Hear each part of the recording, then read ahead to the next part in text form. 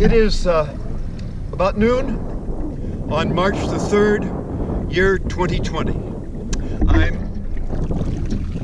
a mile or so off of San Diego's Mission Beach, which is over that way. The bow is pointing southwest.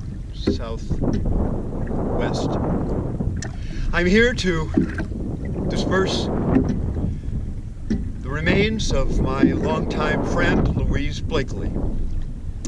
When I met her 50 years ago, she lived over there in South Mission, and later she moved inland to a condo in a San Diego suburb, maybe 10 miles from here.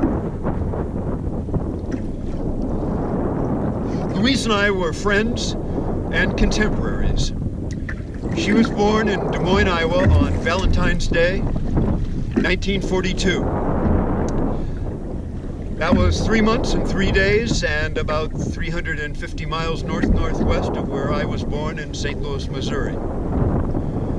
Louise grew up in Des Moines, went to Drake University, and then had what I am reasonably certain was the most significant year of her life when she was a Red Cross volunteer in Vietnam at the height of the war. She was there during the Tet Offensive.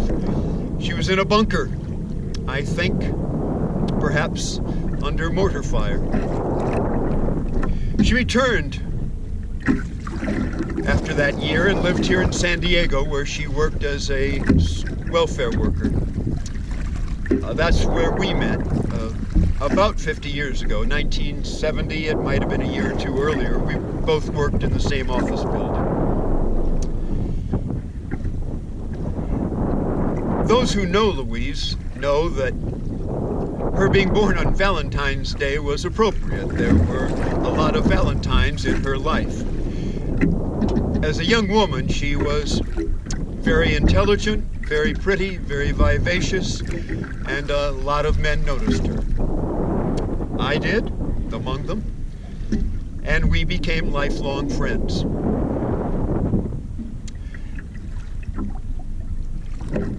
The key about Louise is that while she came from the Midwest, she was a woman of the world. She was interested in the world. She traveled the world while she worked.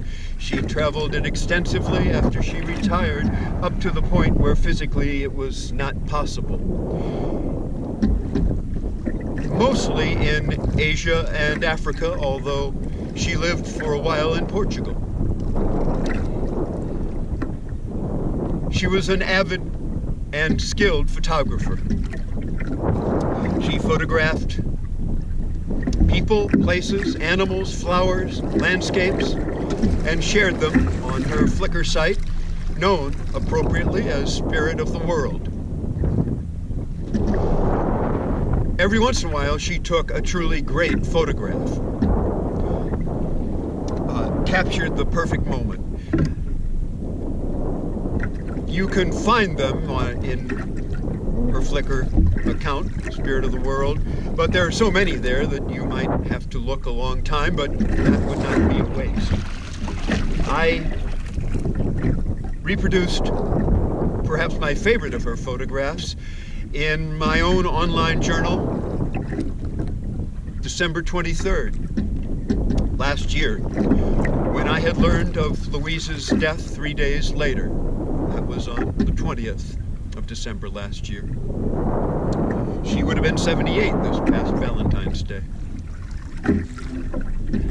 The photograph to which I am making reference is one of 4 women, I think Egyptian, who are weaving a carpet. 3 of them are facing toward the carpet. The one on the left has turned and her face is back toward the camera. That's what makes the picture. Her Spirit of the World had a worldwide audience and a great deal of approval, as well it should have. I haven't lived in San Diego for several decades, but I have come back many times when my grandmother was still alive.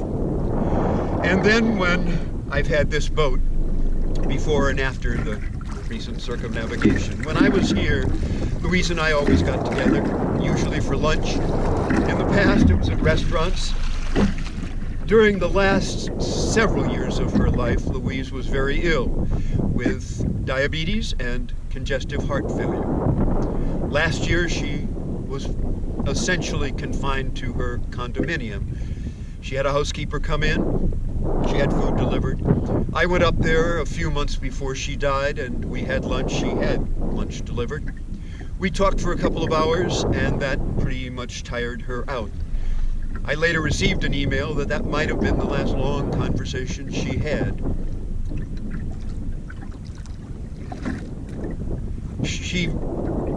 Her death was caused by her heart eventually failing. Although there were many men in her lives, many friends, she died alone. She kept her independence to the very end, which, considering her health, was a great achievement.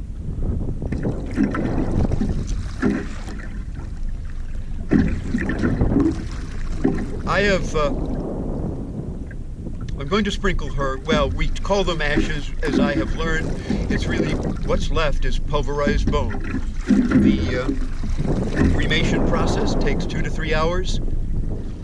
What's left usually weighs 6 to 9 pounds. Louise was a very petite woman, a woman of, I may have already said this, very great beauty, very great intelligence, very vivacious. When I look at the remnants, I don't see that gray powder. I see that remarkable young woman, remarkable old. I'm going to put the ashes in over on this side. I'm going to play a piece of music. I wondered what would be appropriate, because I realized that although we've been friends for 50 years, I didn't know her taste in music. Well, I thought about it, and I think I have come up with what is the right song to be Louise's last song. I'm going to turn the volume up. I don't know how that'll go or what this microphone will pick up. You may have to adjust it. When the ashes are gone, that'll be the end of Louise's corporal self, but she will live on in the hearts and in the minds of many.